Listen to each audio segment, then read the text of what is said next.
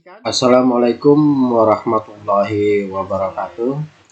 Selamat pagi para teman-teman, para pendengar yang berbahagia dan para telah join di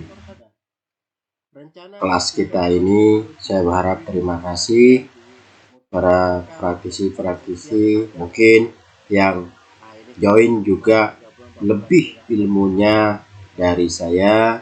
Saya mohon maaf kalau ada perkataan-perkataan saya nanti yang salah atau kurang. Saya mohon maaf dan juga mohon dikasih komen yang membangun supaya saya lebih memperdalamkan ilmu-ilmu yang telah saya ada dan juga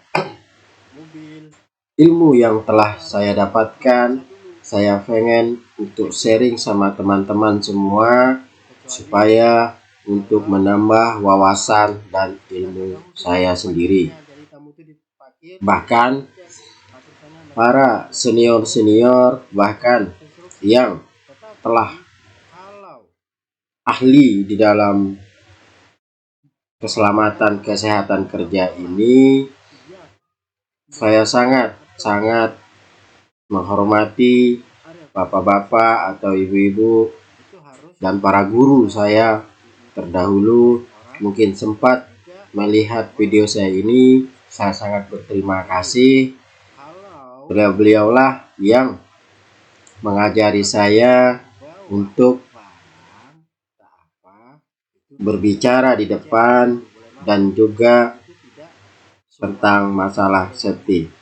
Dan juga saya berterima kasih para guru yang telah mendidik saya seperti waktu saya training K3 umum dan training safety lainnya, termasuk saya waktu training trainer of trainer. Jadi saya berterima kasih pada Bapak guru yang mengajari saya dan juga termasuk asesor ibu yang telah mendidik saya selama beberapa bulan kemarin.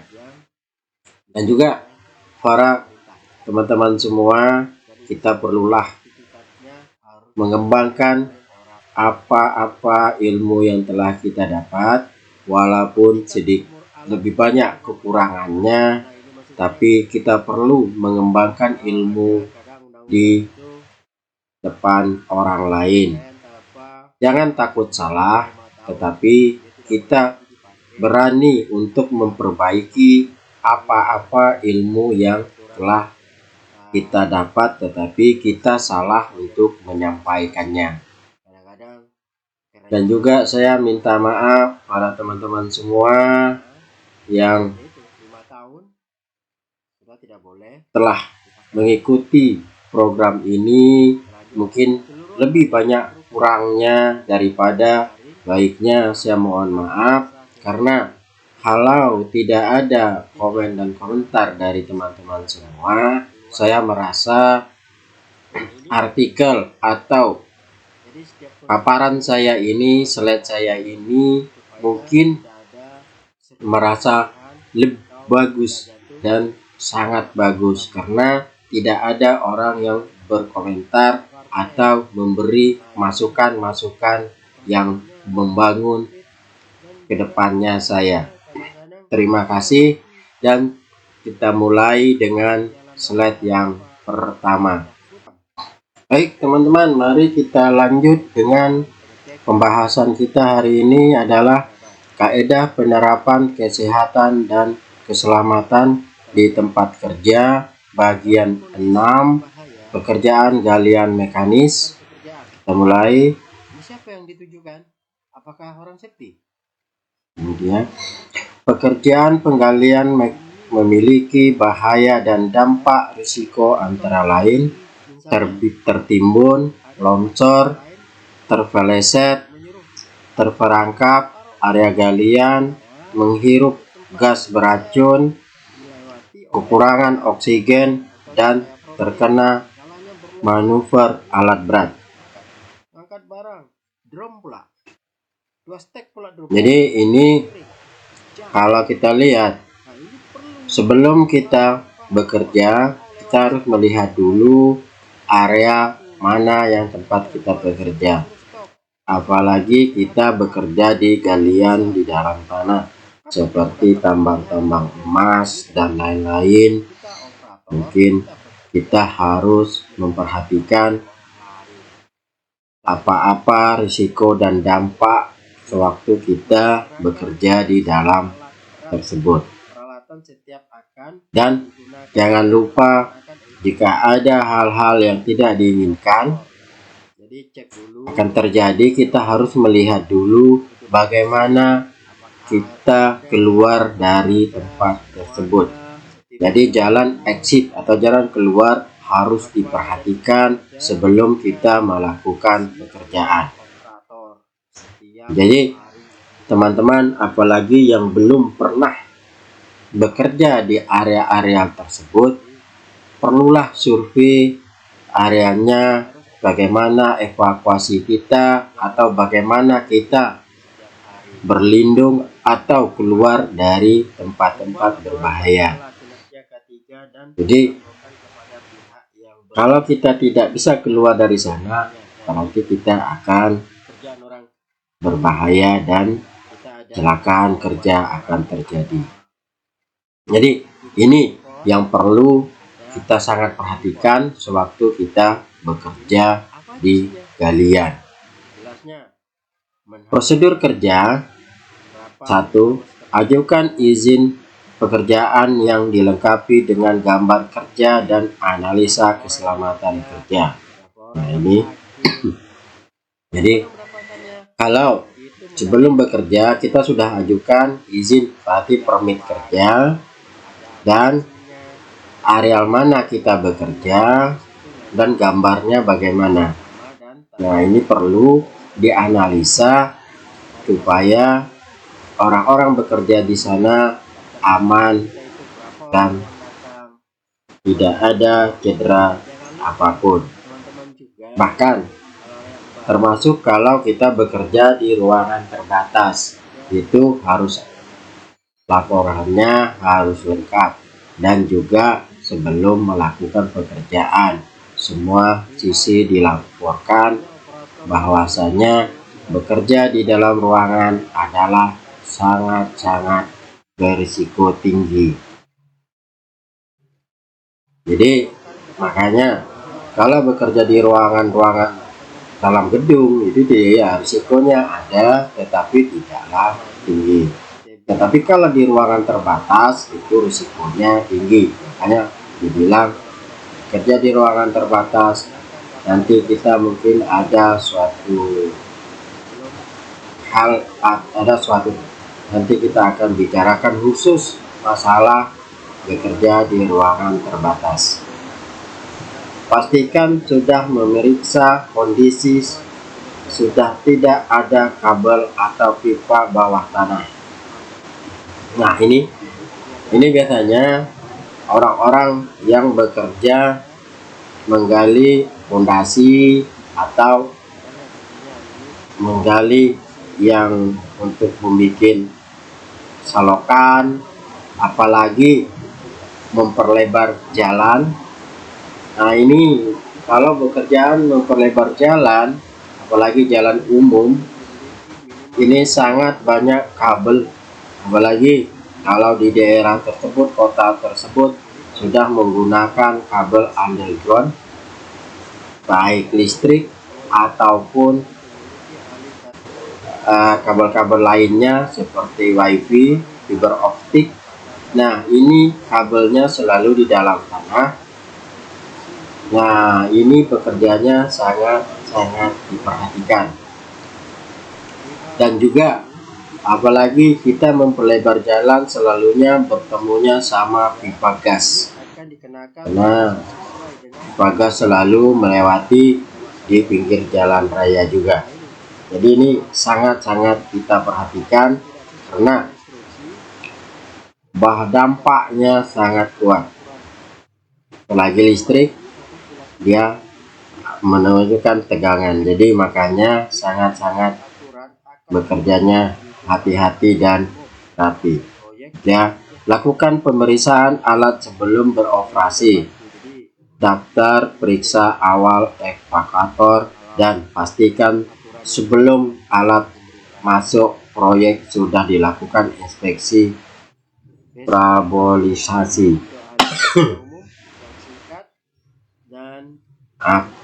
Nah, ini jadi kemarin sudah saya jelaskan juga bahwasanya kalau kendaraan-kendaraan akan beroperasi di proyek pekerja kerja, sebelum itu kita sudah dicek dulu, ada timnya, pengecekan alat berat, mungkin orang safety mengenai safety, mesin masalah dengan orang mekanik. Nah, ini semua sudah ada timnya, jadi tidak asal bekerja saja. 4. Pastikan silo dan sio operator masih berlaku.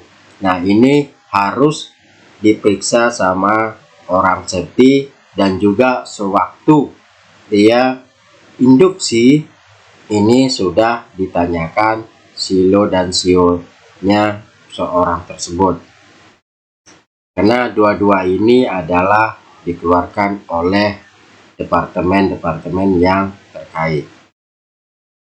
5. Lakukan rapat persiapan kepada seluruh pekerja terkait pekerjaan galian. Nah, ini saya juga sudah sering utarakan, ada toolbox-nya sebelum kita bekerja di daerah tersebut. Misalnya kita menggali untuk membuat paret atau selokan panjang 20 meter dengan kedalaman 2 meter. Nah, ini kita harus berbicara dulu, baik segi foreman-nya atau leadernya, supervisinya haruslah ada di toolbox di tempat tersebut. Jadi langsung ditunjukkan arah-arahnya, dan akan mungkin terjadi ada kabel dan segala macamnya. Jadi itu, dan juga dihadiri oleh orang safety, karena orang safety harus mendokumentasikan semua kegiatan-kegiatan yang berjalan di area proyek. Jadi semisal mungkin kalau ada toolbox itu, orang safety harus hadir di sana, bukan menjadi pembicara, tetapi menghadiri apa-apa yang akan mereka kerjakan. Itu. Jadi toolbox itu bukan orang safety yang berbicara kita harus bekerja begini-begini, tapi orang safety mendengar dan mendokumentasikan apa-apa yang mereka kerjakan, karena di situ sudah berbicara teknis masalah pekerjaan. Oke, kita lanjut. Prosedur kerja. 6. Buat tanda. Nah, ini kalau kita menggali selokan atau paret dan segala macam harus diberi tanda barricade, yang kalau perlu itu pakai hard barricade supaya orang tidak jatuh di sana. Apalagi galiannya melintasi jalan umum yang orang selalu lewat, ini harus dikasih hard barricade supaya orang tidak jatuh di galian tersebut. 7. Pembersihan area kerja.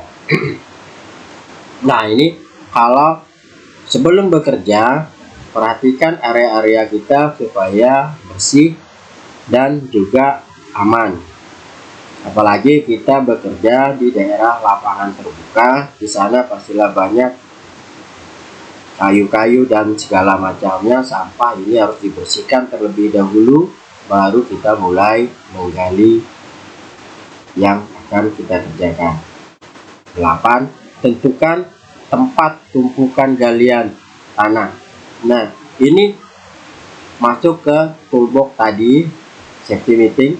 Toolboxnya kita tadi sebelum bekerja, sini sudah dibicarakan galian tanah diletakkan kemana. Nah, itulah gunanya toolbox.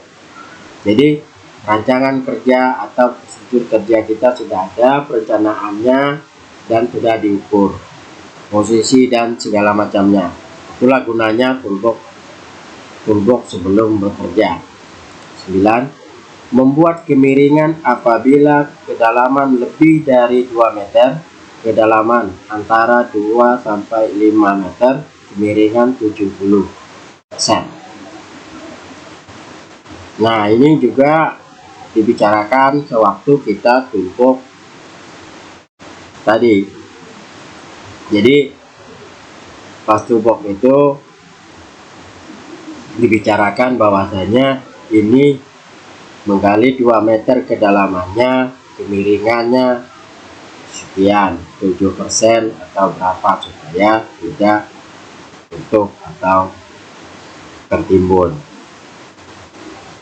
10. Kedalaman lebih dari 5 meter, kemiringannya lebih besar dari 7%. Nah, itu. Jadi semakin dalam galiannya, semakin dalam, semakin besar juga kemiringannya. 11. Memasang pagar pipa dari pinggir galian kurang lebih jaraknya 2 meter. Nah, ini tadi sudah saya jelaskan di atas. Ini dikatakan hard barricade supaya orang tidak terjatuh. Jadi 2 meter jaraknya dari galian kita dipasang hard barricade supaya orang tidak terjatuh di sana. Hard barricade itu tidak juga, kalau di sini sudah dipatokkan adalah pipa. Ada juga bisa menggunakan kayu, tetapi kayunya kayu yang bagus, dan itu memang bisa dijadikan pagar untuk galian tersebut. Jaraknya berapa dari galian? 2 meter. Ini sama aturannya kalau teman-teman ketemu di JT-JT atau pelabuhan-pelabuhan, perusahaan-perusahaan konstruksi yang membuat anjungan minyak lepas pantai ataupun lainnya. Ini biasanya dibikin pagar kalau di pelabuhan, jaraknya 2 meter. Dia menggunakan pipa scaffolding biasanya. 12. Bila pinggir galian akan dilewati alat berat, jarak lintasan alat berat harus berdasarkan rasio 2:1. Artinya 2 meter kedalaman, jaraknya pinggir area galian adalah 1 meter lebih. Nah, ini biasanya dibuat kalau alat berat itu lewat di sini banyak, kita membuat jembatan. Nah, dari sisi tanah galian itu atau pinggirnya yang tadi 7%, 75% bukaannya, itu diberi jaraknya sekitar 1 meter dari pinggirnya. Biasanya kalau saya tidak minta 1 meter, tetapi lebih dari 1 meter, karena semakin jauh letak tataannya atau tempat jembatannya, semakin kuat dan bagus tahanannya. Itu yang saya maksud, karena apalagi kondisi tanah, hujan atau segala macamnya, itu mudah untuk tanahnya. Itu jadi kita perhatikan juga yang lain-lain, dan kita analisa bahwasannya areal dan tanah tersebut apakah bisa dengan jarak yang sudah ditentukan atau harus melebihinya. Yang jelas tidak boleh dikurangi dari aturan kalau masalah lintasan ini. Jadi kalau lintasan ini memang sangat diperhatikan, apalagi dilintasi oleh alat berat, sangat-sangat riskan. Jadi makanya kita harus memperhatikannya. Hal-hal yang perlu diperhatikan: 1. Jangan mengambil jalan pintas saat menggali, tetapi gali sampai membentuk bidang landai sehingga tidak mudah runtuh. Nah ini kadang-kadang kalau galiannya itu tidak dalam, jadi hanya jalan pintas saja, gali sedikit, sudah biar aja, tidak dibuat kemiringannya dan segala macamnya sehingga runtuh. Jadi kita lihat para gambar ini, bahasanya inilah yang kemiringan tadi kita buat supaya tidak runtuh ke sini. Ya, maksudnya runtuh, dia runtuh jatuh ke bawah sini, bukan yang sedikit-sedikit. Jadi ini harus diperhatikan. Ya. 2. Ketika mengangkat batu, jangan gunakan pangkur atau sekop untuk mengungkitnya. Nah ini kadang-kadang kita galian, kita juga ketemu ada batu dan segala macam di dalam ini, jangan menggunakan skop untuk mengungkitnya atau sejenisnya. Jadi kita gunakan juga alat-alat yang sesuai untuk mengangkatnya, karena kita sudah punya alat beratnya. Lanjut. Setelah gempa atau hujan, pasir longsor atau tanah longsor bisa terjadi. Jadi lakukan pekerjaan setelah dilakukan inspeksi. Nah ini, jadi apabila ada mungkin gempa, hari hujan dan lainnya, tanah ini juga akan turun. Jadi sebelum memperbaiki tanah yang turun ini segala macam, alat berat ini tidak boleh masuk dulu ke sini. Jadi diinspeksi dulu bahwasanya layak enggak dia tanah alat berat masuk ke sini. Dan juga jangan lupa juga, kalau tanahnya itu lembek atau segala macam, dibeli alas landasannya, biasanya menggunakan plat baja. Jadi landasan ini digunakan dengan plat baja, jaraknya berapa? 1 meter juga, jadi supaya tidak runtuh tanahnya. 4. Setiap kali menemukan retakan di dinding sekitar Anda atau dekat rekahan tanah, segera beritahu pengawas. Nah, jadi kan ini operator kan di atas ini tidak nampak, jadi yang tahu kan orang-orang pengawas yang di sini, ada namanya teman pekerja di sini yang memperhatikan tanah ini, dan dia juga memberi kode ke operator bahwasanya ada kejanggalan yang kita temukan. Jadi makanya harus diperhatikan. 5. Ikuti perintah pengawas. Nah ini, jadi segala sesuatu pekerjaan itu haruslah ikut perintah pengawas, jangan sampai tidak mengikutinya. Kadang-kadang kita tidak mengikutinya, makanya hal-hal yang tidak diinginkan selalu terjadi. Maka diciptakan jalan pintas tadi. 6. Sediakan jalur keluar masuk pekerja yang aman. Nah ini juga, jadi kalau pekerja itu dia ada masuk lagi jalur yang aman, maksudnya dia keluar dari, dia ada pekerja di sini. Nah ini dibuat jalur yang aman, jadi makanya ini dia untuk apa, begisting di sini misalnya. Nah dia juga ada harus galian yang luas dan aman supaya dia mudah untuk keluar dari tempat ini, aksesnya. Dari itu, jadi ini sudah ada plan-plan kerjanya, orang safety tinggal mengikuti saja. Kadang-kadang pekerja tidak mengikuti plan yang benar, makanya hal-hal yang tidak diinginkan terjadi.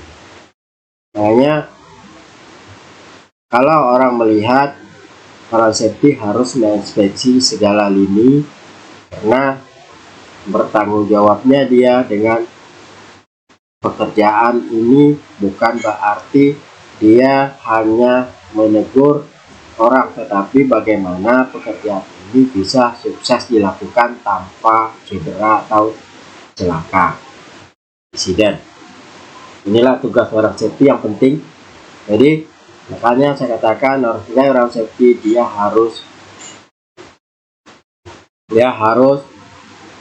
dirinya sangat-sangat sadar dan juga tahan, mampu, tidak emosi dan segala macamnya. Karena kalau emosi, orang safety tidak jalan. Jadi harus pandai-pandai membawa diri bagaimana mereka ini bisa mengikuti instruksi kita. Itu 7. Dilarang berada di area bawah eskavator selama eskavator bekerja. Nah, ini kadang-kadang sering ini terjadi. Tanpa sadar mereka juga di bawah eskavator. Ini selalu siapa? Pengawas kadang-kadang atau lainnya. Jadi makanya lihat swingnya eskavator ini dan juga kemana dibuang tanahnya, itu kita berapa jarak area yang harus kita jauhi atau radius yang tidak kena atau kena swingnya eskavator. Karena ini kalau kita menggali ada kabel di sini, inilah yang sangat riskan karena mereka ini juga menjaga kabel jangan sampai putus. Itu. Jadi ini dia dekat sekali sama paketnya eskavator ini. Karena kabelnya melintas di sini, dia gali di sini. Nah, nanti dia akan pegang kabel ini, baru ini dilanjutkan oleh eskavator ini. Ini sangat riskan, makanya sering terjadi kecelakaan karena paket eskavator itu di situ. Apalagi ramai orangnya, kadang-kadang di sini sampai 5-4 orang, jadi itu berbahaya. Makanya sangat diperhatikan.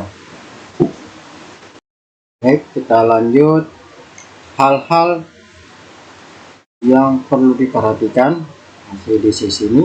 8. Pastikan proteksi penahanan tanah sudah terpasang sebelum pekerja turun ke area galian.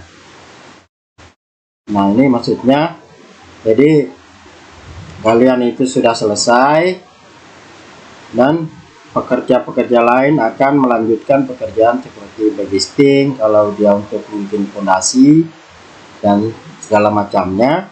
Ini harus dibikin proteksi dulu galiannya supaya tidak nanti orang lagi bekerja ramai di dalam galian itu tiba-tiba tanahnya runtuh. Jadi itu dipasang dulu proteksinya segala macamnya. 9. Jika galian terbentuk paret dan kedalaman lebih dari 1,5 meter, maka harus lakukan pemeriksaan kadar gas dengan detektor gas. Nah, ini jadi juga kalau paret itu kan dia kecil, jadi juga ada pemeriksaan untuk gas dan segala macam. Sebetulnya galian ini kalau gas ini memang selalu diperiksa.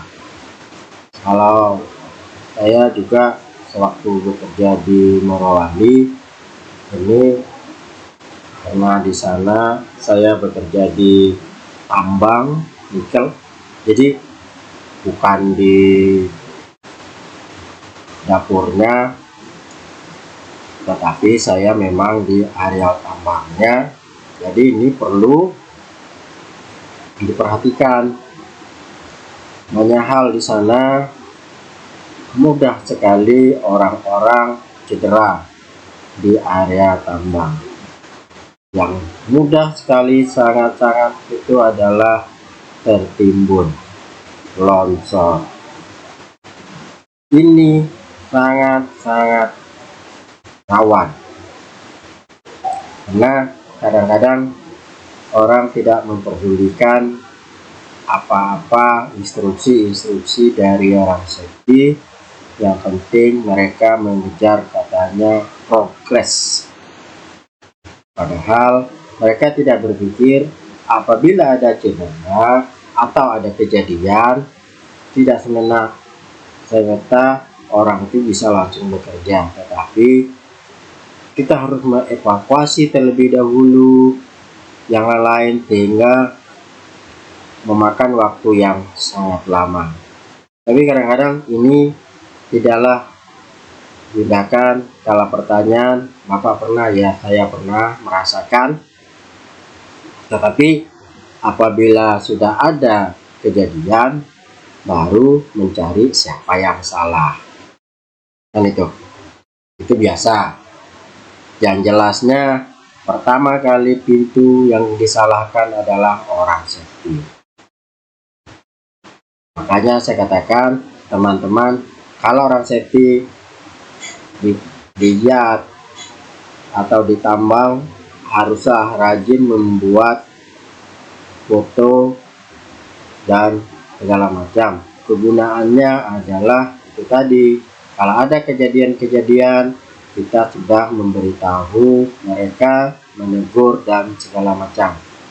Apa buktinya? Adalah dengan saya telah memotonya sebelum saya menegurnya. Jadi itu bukan berarti foto itu kita cari muka atau untuk naik gaji dan segala macam. Itu hanya dokumentasi orang safety, karena orang safety ini dikatakan seorang fotografer. Kalau saya dulu waktu di Morowali dikatakan itu bapak-bapak fotografer sudah datang. Jadi kita selalu memoto, dan foto itu juga disimpan di komputer. Kalau komputer penuh, kita mau nggak mau membelikan portable disk yang cari yang sekitar 500 GB. Jadi kita buat di sana untuk dokumentasi kita. Jadi makanya kalau laptop mungkin tidak mampu menyimpan begitu banyak, setiap hari kita mungkin bisa memoto sampai 30-40 foto, tapi kita simpan di portable disk supaya tidak mengganggu buffernya laptop kita, dan itu disimpan secara harian dengan directory. Jadi tidak perlu juga diedit, tetapi itu dibuat directory-nya harian. Directory-nya banyak sekali Pak. Iya, karena itu harian. Kalau tidak, nanti kita juga susah nyarinya. Jadi itu harian dibuat. Jadi nanti dari directory, misalnya directory saya ini areal kantor. Area kantor berarti satu area kantor di dalamnya tanggal 1, tanggal 2, tanggal 3 direktorinya. Jadi diurutan di sana. Jadi itu.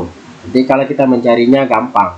Jadi ada urutan-urutannya. Jadi kalau ada kejadian, oh ini kemarin ada di tanggal 5. Padahal kita pertanyaan itu setelah mungkin di tanggal 10. Kalau dicampur kita nggak bisa lagi ingat dan kapan mencarinya. Tapi kalau dibikin terpisah-terpisah, oh ini tanggal 5 berarti direktorinya di tanggal 5 ada di sana. Ada nggak fotonya kita di sana? Kalau sudah tidak ada, berarti jangan dicari lagi ke tempat yang lain. Itu namanya manajemen. Itu dikatakan manajemennya dokumentasi atau dokumen kontrol manajemen.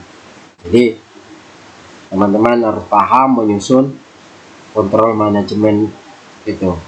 Jadi juga kita membuat foto itu ada kontrolnya supaya kita tahu foto kita itu kapan. Jadi itu yang saya maksud. Kalau simpan di HP juga nggak mampu, atau di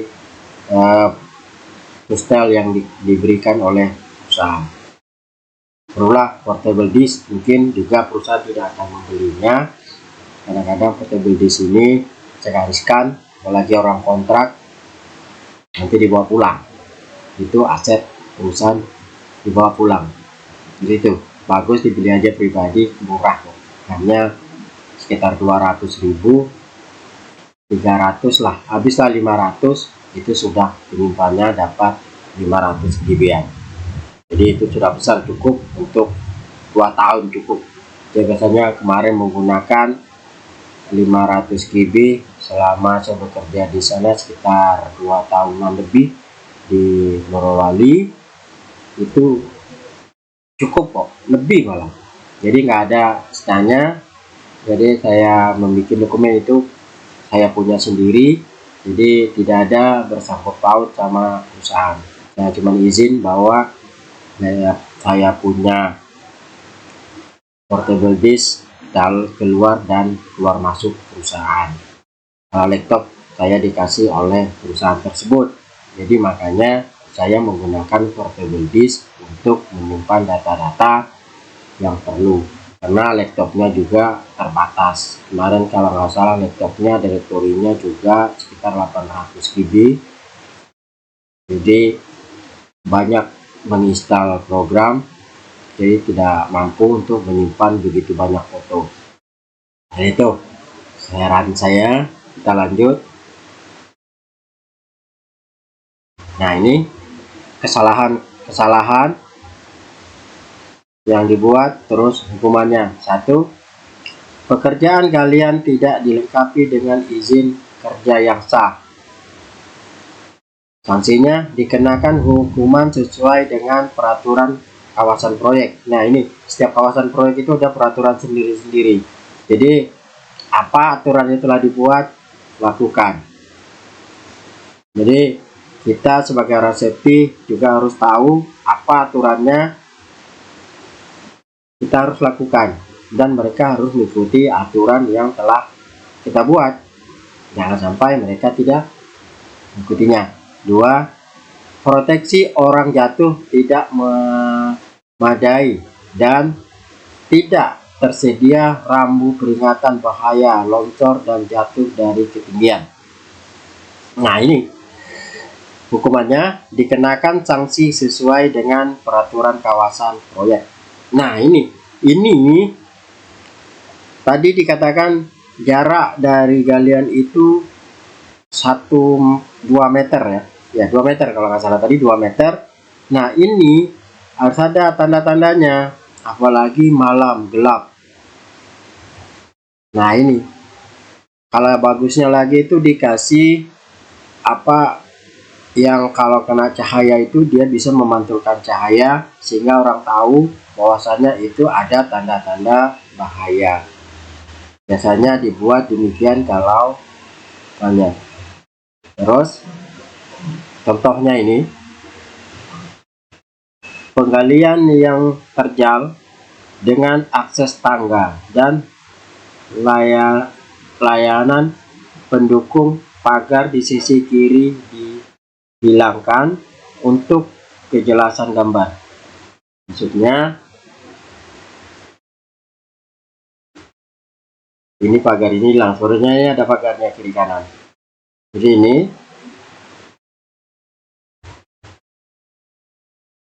ini yang saya maksudkan. Jadi ada pagar yang 2 meter itu ini, nah baru ada tangga masuk karena ini terjal. Terus kita masuk galian sederhana dengan kemiringan 45 derajat. Nah ini kemiringan 45 derajat yang ada pagar karena miring, tapi ini tetap dikasih, baru kasih tangga orang turun naik di sini. Ya. Terus turap galian dengan dinding kayu, skrup penumpang, tonggak dan bantalan. Nah ini sama ini mirip. Ini yang saya katakan ada pipa, ini pipa, ya. Jadi ada galian, ada pipanya. Ini selalu riskan kena bucketnya belko. Nah inilah yang dikasih pengaman juga menggunakan balok ini, baru dia ditahan beginian, ini nahannya. supaya tidak runtuh sama ini. Jadi supaya tidak runtuh. Inilah bentuknya, sedikit ringkasan tentang cara kerja penggalian mekanis. Jadi ini sedikit sampai di sini. Terima kasih, sampai di sini penjelasan saya tentang galian mekanis. Dengan selesainya bagian ini, pekerjaan galian mekanis ini, kami mengharapkan teman-teman dapat memahami cara pekerjaan galian mekanis.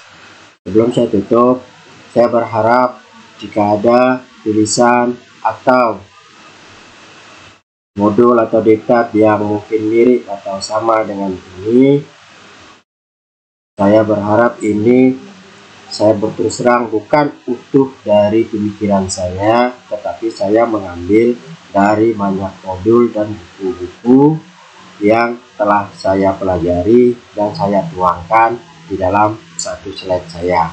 Jadi kalau ada kesamaan, saya berterima kasih, saya minta maaf karena ini adalah bukan untuk mencari pintar atau apa, tapi adalah pembelajaran yang saya buat dan untuk saya dan untuk teman-teman ke depannya. Jadi ini tidak semata-mata semua dengan tulisan saya, tetapi ini adalah rangkuman dari beberapa tulisan-tulisan atau skrip-skrip orang-orang senior-senior yang saya jumpai dan saya jadikan satu. Dan ada juga masalah gambar, juga saya ada mengambil gambar-gambar dari beliau, karena tidaklah saya semua bisa membuat gambar sendiri, tetapi ini adalah hasil skrip saya yang saya ringkas, yang saya ambil caplok dari banyak buku dan banyak guidance yang saya baca, termasuk ada sedikit pengalaman saya. Jadi ini saya mengharapkan, terima kasih bagi yang merasa ada sedikit atau banyak tulisannya saya masukkan ke slide-slide saya yang setelah terdahulu, baik di perancang scaffolding maupun di yang lainnya, itu karena saya memang mengambil dari tulisan-tulisan para senior.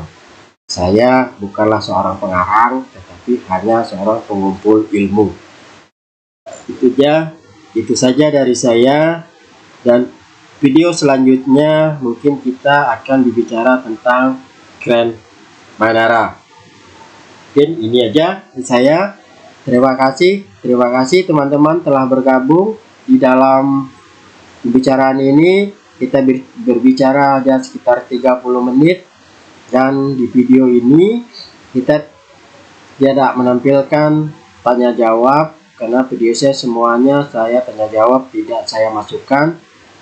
Saya hanya memaparkan apa-apa yang saya jelaskan saja. Saya mohon maaf jika teman-teman ada bertanya dan tidak saya masukkan ke video ini. Terima kasih. Saya ucapkan sampai jumpa di video-video kedepannya selanjutnya. Terima kasih teman-teman telah menonton. Jika teman-teman suka, mohon di subscribe, like, dan di share video ini. Sama-sama kita belajar untuk memajukan safety di negara kita. Dan juga saya berharap para teman-teman mencari ilmu, jangan putus asa, apalagi zaman semakin globalisasi, cari kerja pun semakin sulit. Saya melihat di LinkedIn dan di mana teman-teman banyak sudah mengikuti beberapa kursus mengenai safety dan yang lainnya, tapi belum mendapat pekerjaan. Jangan putus asa, carilah, coba bersaing, ada untuk kita, atau dikatakan rezeki kita untuk kita. Ada lagi pepatah mengatakan rezeki itu tidak akan tertukar. Jadi saya mengharapkan teman-teman jangan putus asa, belajar. ada masanya kita akan mendapatkan apa yang kita inginkan. Demikian saya rasa saya sudahi, saya tutup dengan Assalamualaikum warahmatullahi wabarakatuh. Utamakan keselamatan kerja.